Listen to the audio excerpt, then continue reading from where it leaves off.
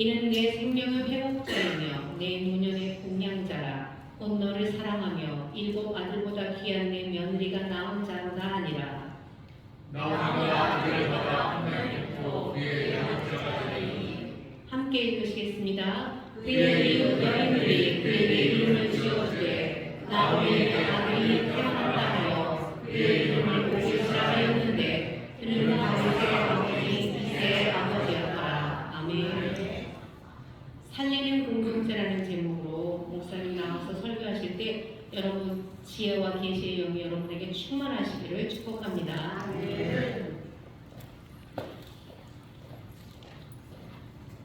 하나님 아버지, 우리는 이제 다시 만날 수 없는 2023년도 마지막 날을 보내고 있습니다.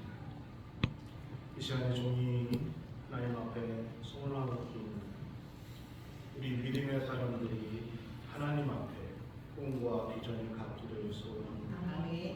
이 시대에 우리 믿음의 사람들이, 우리 젊은이들이, 우리 청년들이 하나님 앞에 비전을 잃어버리고 소원을 잃어버리고 있습니다. 젊은이들이 꿈을 잃어버리고 살아가고 있습니다. 또 하나님, 우리는 나이가 많아졌다고 그 꿈을 잃어버리고 살아갑니다. 어두운 시대마다, 어려웠던 시대마다 하나님 앞에 비전을 품고 일어섰던 사람들을 하나님은 사용하시고 역사하신 것을 우리는 기억하고 있습니다. 이 시대가 무엇이 어렵을까요?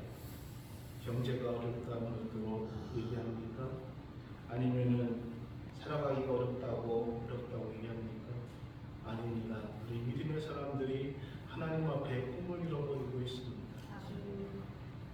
이 아침에 종이 간절히 기도하고 나오기는 우리 믿음의 사람들이 꿈을 가지고 선포하기를 소원합니다. 부족한 종이 말씀을 대언합니다. 성령께서 함께하여 주시어서 하나님 말씀을 온전히 선포하기를 소원합니다. 살아계신 하나님 말씀을 온전히 선포할 수 있도록 성령님 함께하여 주옵소서. 예수님의 이름으로 기도합니다. 할렐루야. 2023년도 마지막 주일날 제가 여러분과 같이 은혜를 나누기를 소원하는 말씀은 룻기서에 있는 말씀입니다. 룻기서는 전체가 4장으로 구성된 아주 짧은 성경책 중에 하나이죠. 그래서 종종 룻기서를 찾자고 하면은 못 찾으시는 분들도 계십니다. 생각보다 룻기가 앞에 있어가지고 못 찾는 경우도 있습니다. 모세오경이 끝나고 여호수아서, 사사기, 그 다음에 이어진 책이 룻기이지요. 룻기가 왜 이곳에 위치하고 있을까? 동시에 어떻게 성경에는 이방 여인의 이름을 제목으로 딴 룻이라는 책으로 이렇게 룻기서가 쓰여져 있는가라는 생각도 하게 됩니다. 룻기서는요, 가뭄과 기근이 와서 모압으로 떠난 한 가족의 역사 이야기가 소개되고 있습니다. 그곳에서 실패와 좌절, 그리고 베들레헴으로 초라하게 돌아온 아무런 희망도 없었던 한 여인을 통해서 어떠한 하나님의 은혜가 이루어졌는가에 대해서 소개되는 책이 룻기서입니다. 어떻게 보면은 한편의 장편 소설과 같기도 하고요. 또 어떻게 보면은 이 룻기서 안에는 특별한 예언도 없습니다. 그렇다고 해서 율법의 말씀이 있는 것도 아닙니다. 별반 지혜서 같이 지혜가 담겨 있지도 않습니다. 어떻게 보면은 그저 한 가족 사이의 이야기가 전개되고 있는 것이 룻기서입니다. 더구나 룻기는요, 모압에서 돌아온 이방 여인이 이스라엘 사람들이 가장 위대하게 생각하는 왕 다윗의 증조모가 되었다는 충격적인 사실을 보여주고 있다는 것입니다.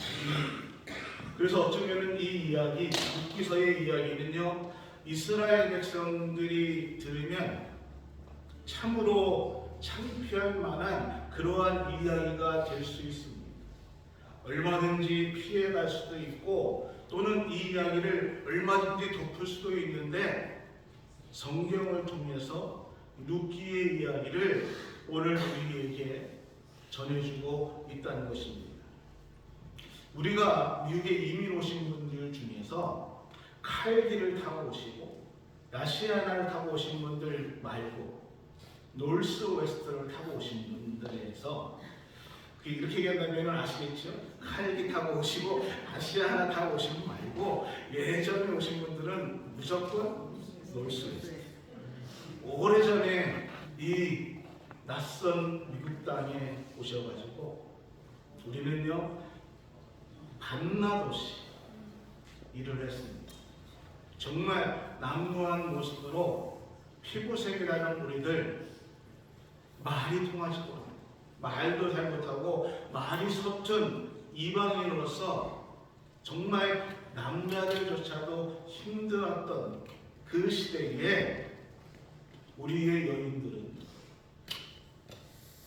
더 힘든 것이 같이 일하고 돌아와서 가정일도 아이들도 돌보는 그러한 모습들을 우리는 기억하고 있습니다.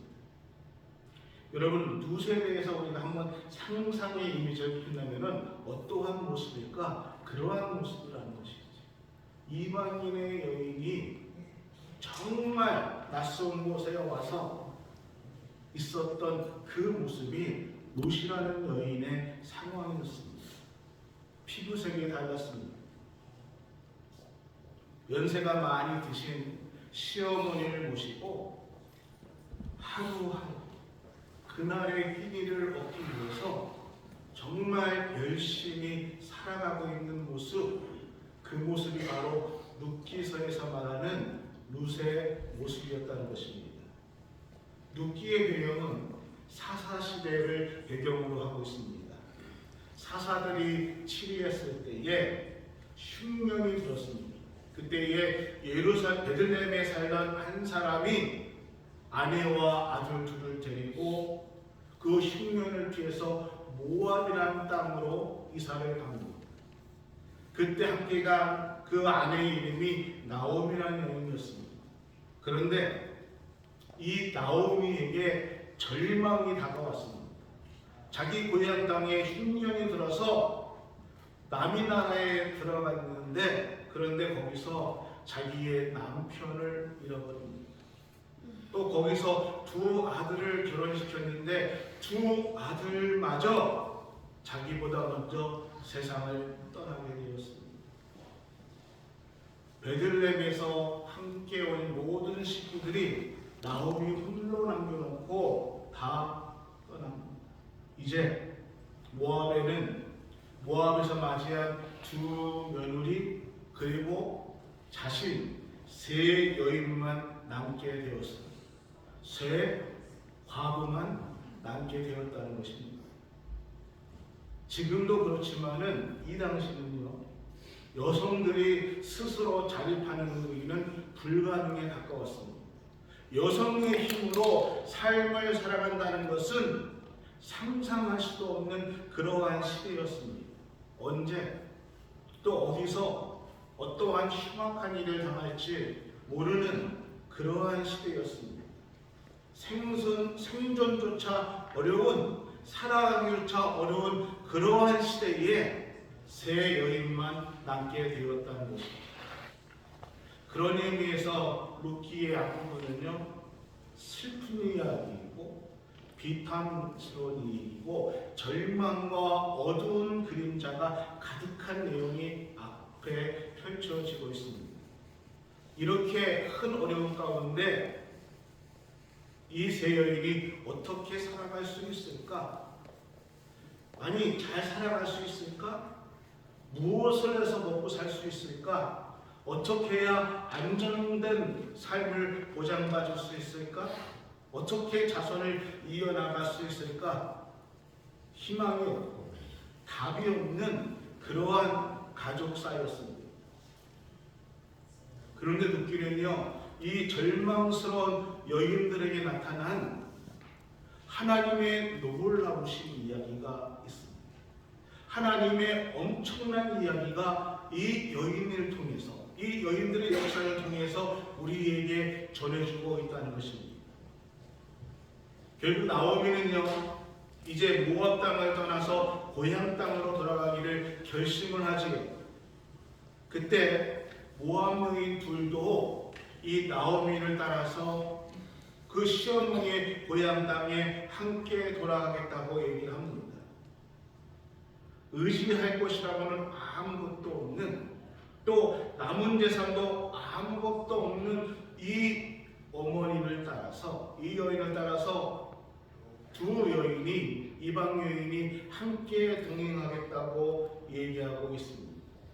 그런데 하나님은 이 이야기를 통해서 장차 이스라엘을 다스릴 위대한 왕 다윗의 증조모를 준비하는 놀라운 이야기를 이곳에 말씀해주고 있다는 것입니다.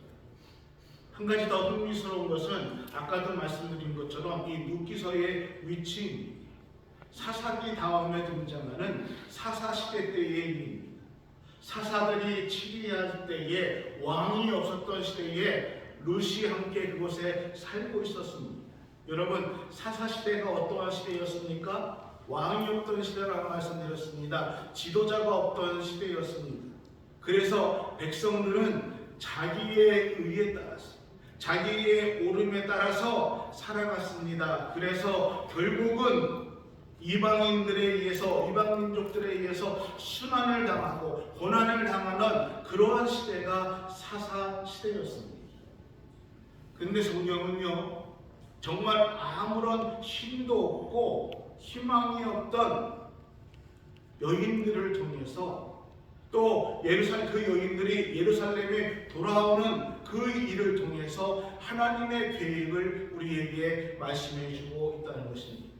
그들을 통해서 이스라엘을 다스릴 위대한 왕을 준비하셨고요, 그 다윗을 통해서 하나님께서 약속한 메시아를 준비하는 과정을 성경은 우리에게 말씀해 주고 있다는 것입니다.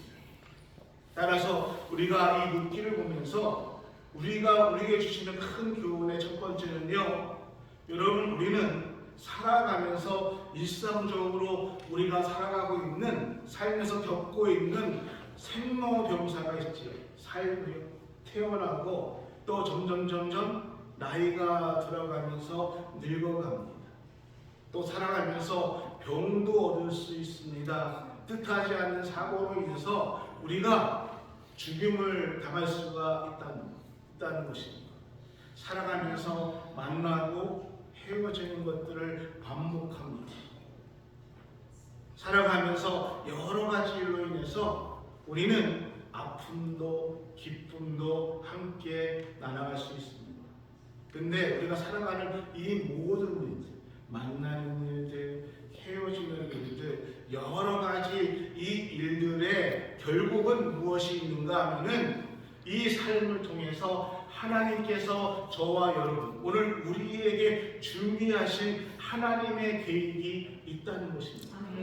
그리고 그 계획 안에서 하나님께서 하나님의 일을 이루시고 있다는 것을 우리는 믿음으로 고백하여야 한다는 것을 오늘 룻기는 우리에게 말씀해 주고 있습니다. 오늘 본문은요, 우리가 믿음을 가져야 된다는 것, 그것을 우리에게 말씀해 주고 있지. 성경을 우리가 읽다 보면은 룻기서에서 나오는 모든 사람들, 나오미, 그의 며느리 룻, 또 그 위에 등장하는 보아스, 어느 한 사람조차도 하나님께서 그들을 통해서 하나님께서 약속하신 위대한 왕 다윗을, 또 그 다윗의 혈통을 통해서 하나님께서 예수 그리스도 메시아를 보내준다는 것을 생각하고 꿈꾸고 계획했던 또 기대했던 사람은 아무도 없었습니다. 그들에게 있어서 가장 중요했던 문제는 살아가는 거였습니다. 어떻게 살아남을까였다는 것입니다. 그들은 자신들에게 주어진 그 삶에 대해서 그냥 충성스럽게 성실하게 그날 하루를 살아갔습니다. 나오미와 루시오 베들레헴에 돌아왔습니다. 살아갈 길이 막막했습니다. 힘들었지요. 어려운 환경이었습니다. 그런데 그들이 죽지 않고 살아가기 위해서 그들은 노력했습니다. 그리고 사람들이 그들을 도와주었습니다. 하나님의 인도하심이 있었습니다. 그래서 그들이 그 살아갔던 그 일을 통해서 하나님이 계획하셨던, 하나님께서 준비하셨던 그 모든 하나님의 계획들이 그 삶 속에서 이어지고 있다는 것을 성경은 우리에게 말씀해주고 있다는 것입니다. 다시 한번 말씀드리면요, 이방 여인 루시 보아스를 만나서 그가 아들을 낳은 것이 하나님의 계획 속에서 준비되었고 하나님의 계획 속에 진행되는 하나님의 일이라는 것이죠. 여러분, 오늘 우리가 하루하루를 살아가는 것, 우리에게 어떠한 일이 있다 할지라도, 어떠한 환경 속에 있다 할지라도 하루하루를 살아가고 있는 그 믿음의 고백 속에서, 삶 속에서 하나님께서 우리를 향한 계획이 진행되고 있다는 것을 우리는 믿음으로 고백하셔야 됩니다. 두 번째 룻기는요, 자비를 기초로 두고 있고 나눔과 생명 존중을 우리에게 말씀해주고 있다는 것입니다. 룻기는요, 이스라엘 백성들이 훗날에 특별한 절기 때 읽었던 5권의 책 중에 하나였습니다. 특히 룻기는요, 오순절날을 맞이하면은 그들이 곡식을 추수하고 걷어들일 때에 그 오순절날 사람들에게, 자녀들에게 읽어주었던 책 중에 하나였습니다. 그러니까 룻기 2장의 내용들을 우리가 있지만은 보면은 거기에서 하나님께서 명령하신 이야기들을 얘기해주고 있습니다. 추수하다가 곡식을 떨어뜨리면은 그 곡식을 다시 집어들지 말고 놔두어라. 그리고 가난한 사람들이 그 떨어진 이삭들을 주셔서 생명을 연장할 수 있게 하라라는 하나님의 말씀을 실천하고 또 그것을 훗날 자손들에게 이야기해 주었습니다. 아마 훗날의 자녀들이 물어보실 것입니다. 아니, 아깝게 저거를 왜 안 줬습니까? 그렇게 우리가 땀을 내서 열심히 아버지가 노력했는데 저거 왜 아깝게 안 줍습니까? 이렇게 물어볼 때에 어른들은 대답할 것입니다.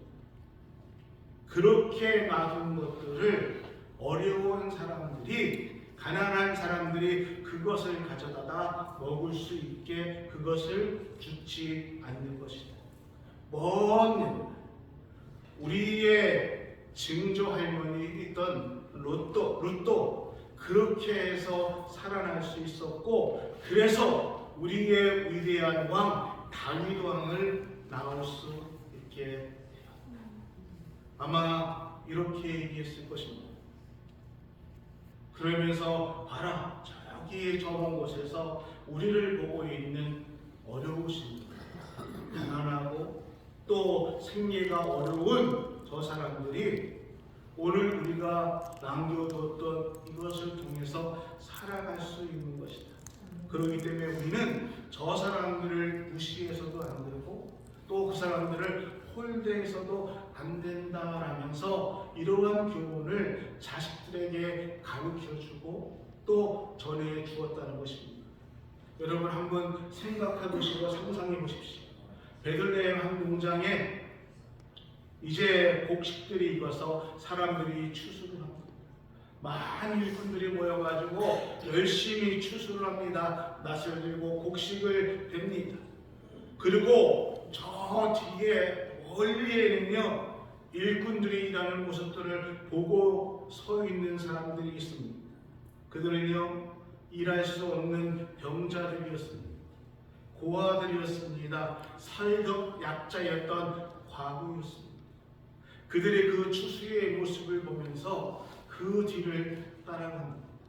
그리고 그들이 떨어뜨렸던 이삭들을 줬습니다. 그리고 그것을 가지고 하루하루를 연명해서 살아가는 것이지. 그들이 남겨놨던 그 이삭을 줍는 여인 중에 바로 모압에서 온 이방 여인 룻도 함께 했다는 것이지. 어느 성서학자들이 이 룻기서에 대한 얘기를 풀이하면서 그 이야기를 얘기하고 있습니다. 베들레헴 공동체, 룻기서는 베들레헴 공동체에 대한 이야기를 하고 있다라고 이야기하고 있습니다. 이 베들레헴이라는 공동체가 결국 다윗이라는 위대한 왕을 만들었다라고 이야기하고 있다는 것입니다. 여러분, 룻기에는요 정말 멋진 사람들이 많이 등장합니다. 제일 먼저 시어머니 나오미, 또 며느리가 등장합니다. 아들 둘이 모두 요절했습니다. 남편이 죽었습니다. 근데 이 나오미는요 정작 며느리를 걱정하고 있습니다. 자기는 나이가 많지만은 며느리들은 아직 젊기 때문입니다. 그래서 나오미가 며느리 둘에게 불러서 얘기합니다. 너의 고향으로, 나는 나의 고향으로 돌아가겠다라고 이렇게 며느리들을 권면합니다. 한번 생각해 보십시오. 나오미가 무엇을 믿고 그런 말을 할 수 있을까요? 그녀에게 며느리들이 모르게 뚱쳐놓은 돈이 있었을까요?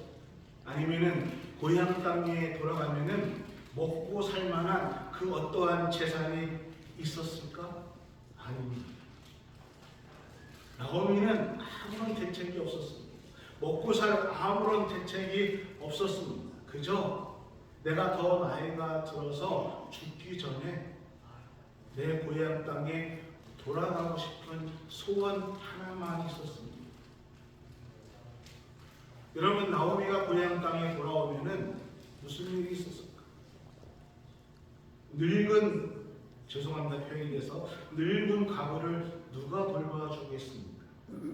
혹시 젊은 과부라면은 아직 장가 못 간 남자가 또는 그 대를 이으는 자식이 없다 그러면은 젊은 과부라면은 보쌈이라고 해서 데리고 하겠지만은 이 나이가 많이 드신 이 할머니를 누가 데려갈까요? 제가 절대로 어르신들을 무시해서 드리는 말씀 아닙니다. 그래야지 마십시오. 그런 상황인데도 불구하고 나오미는요 내가 살아야 된다, 나만 생각하지 않았습니다. 며느리, 아직 젊은 며느리, 과부가 된 이 며느리들의 앞날을 생각해서 그녀들을 자신들의 고향 땅에 돌아가라 라고 이야기를 하고 있습니다. 그녀는요 한 번도 며느리들을 원망하지 않았습니다. 며느리가 잘못 들어와서 우리 집안이 망했다, 저 며느리가 잘못 들어와서 내 아들들을 잡아먹었다, 한 번도 며느리를 원망하지 않았습니다. 도리어 하나님께서 나를 치셨다라고 하면서 자책합니다. 그러면서 이 며느리들을 위로합니다. 자, 돌아가라고 할 때에 첫째 며느리는 오르반은 결국 돌아갑니다. 그런데 둘째 며느리는 무슨요? 끝까지 시어머니와 함께 하겠다고 고집합니다. 여러분, 이 룻이 시어머니랑 같이 하면은 무엇이 좋을까? 없습니다. 사실은 시어머니를 떠나서 자기 고향 땅에 남아야 새로운 인생을 개척할 수 있는 확률이 더 높지. 그런데 알지도 못하는 이방 땅에 이 시어머니를 모시고 가야 됩니다. 그곳에서 자기를 이방 여인으로 취급해야 되는 그곳에서 시어머니를 모시고 살아가야 됩니다. 그러니 이 루시요, 시어머니를 떠나는 것이 훨씬 더 세상적인 방법으로는 이득이었을 것입니다.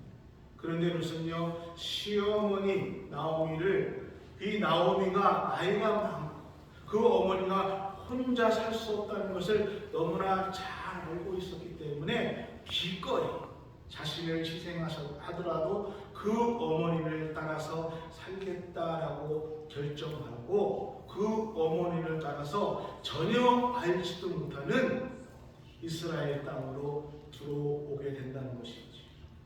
멋진 시어머니이고 멋진 며느리 이야기가 나옵니다.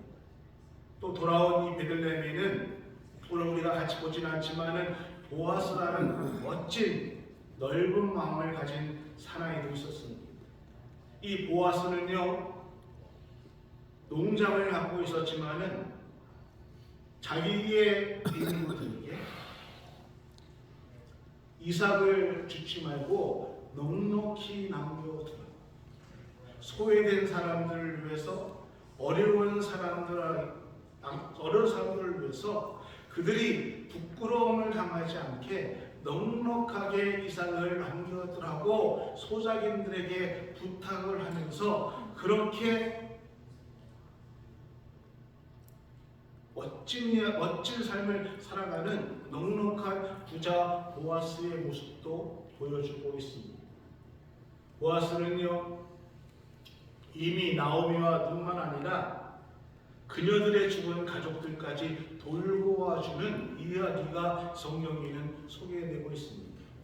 결국 이 이야기를 통해서 롯이 보아스를 만나게 되고, 그리고 보아스가 그 기업을 물려주게 되고, 롯을 자신의 아내를 맞이하면서 하나님의 계획하신 일들을 만들어나가는 이야기가 룻기에 진행되고 있다는 것입니다.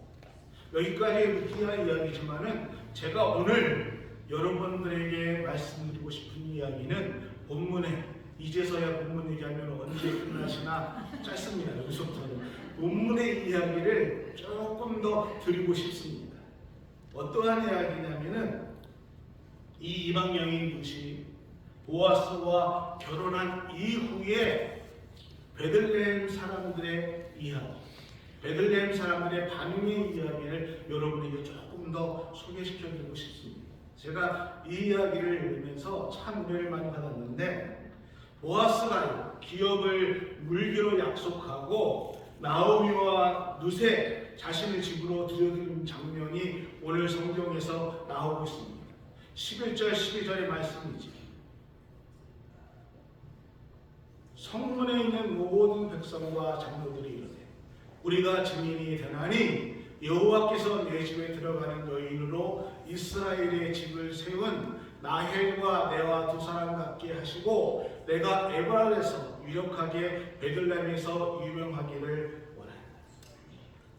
하나님께서 당신의 집안으로 들어가고 있는 그 여인을 이스라엘 집안에 일으킨 두 여인, 누구요? 나헬과 레아처럼 해주시기를 원합니다. 하나님께서 당신이 얻은 젊은 부인을 통해서 그대에게 자손을 주실 것입니다.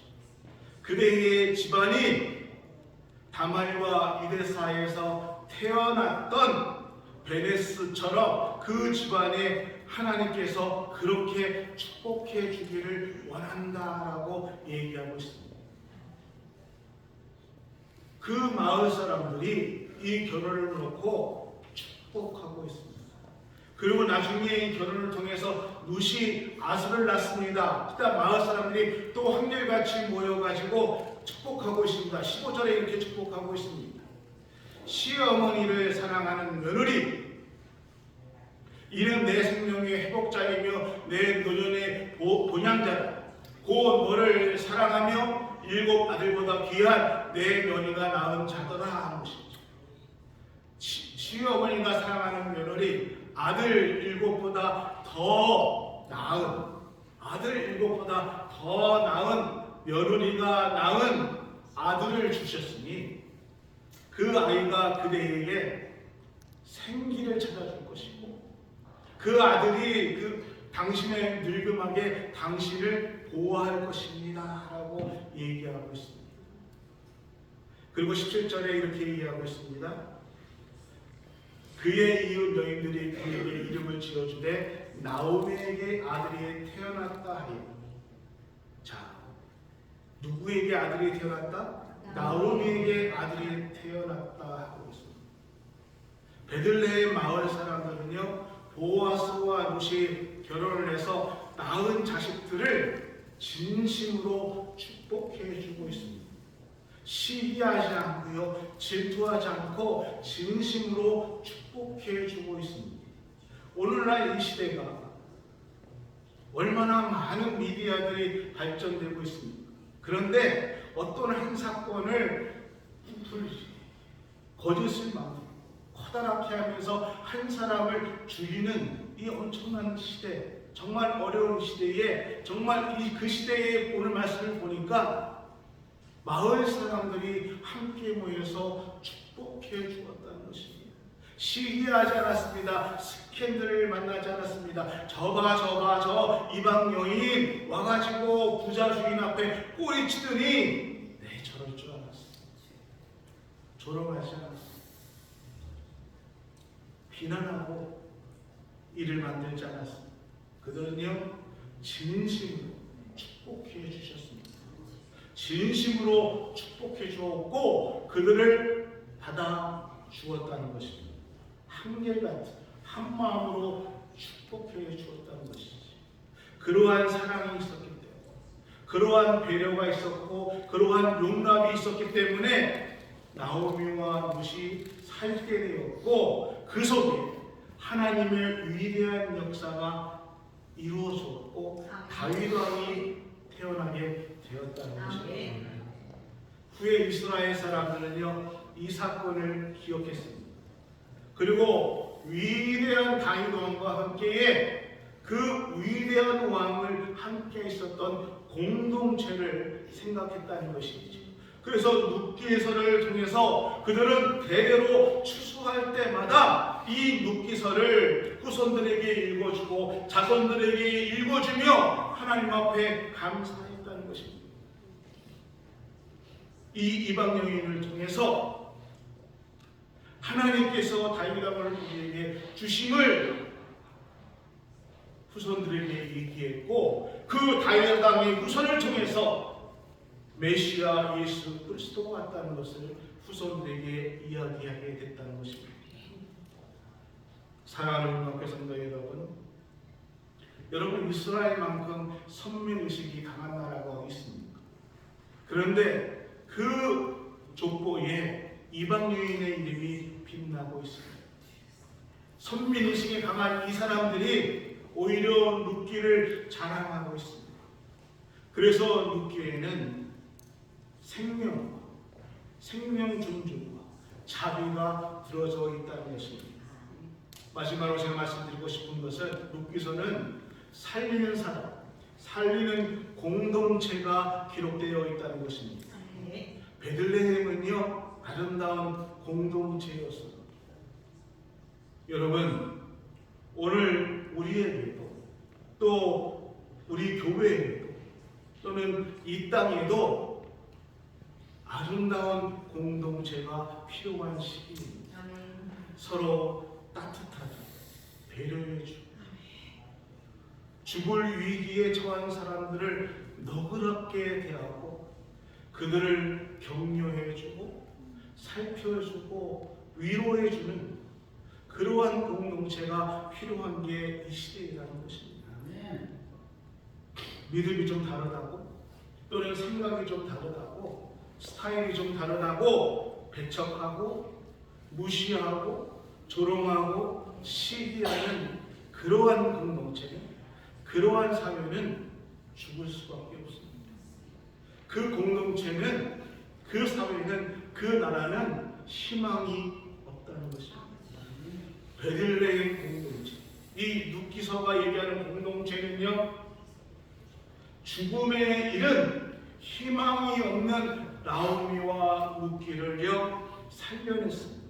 그들을 받아들였습니다. 그리고 다시 일어날 수 있도록 도와주었던 공동체라는 것입니다. 살리는 사람이 많으면 그 공동체는 반드시 살아나게 되어 있습니다. 근데요, 죽이는 사람들이 많으면은요, 죽이는 사람들이 많아지면은요, 그 공동체는 삭막해지고요, 그 공동체 안에는 온갖 비평과 불만과 화로 가득 찰 수밖에 없고 결국은 무너지게 된다는 것입니다. 가정도 그렇습니다.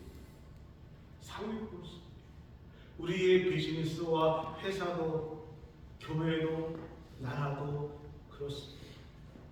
여러분, 오늘 이 시대 우리에게 필요한 것은 살리는 사람입니다. 살리는 사람이 많아져야, 우리가 살리는 공동체가 돼야 이 땅이 살아나는 것입니다.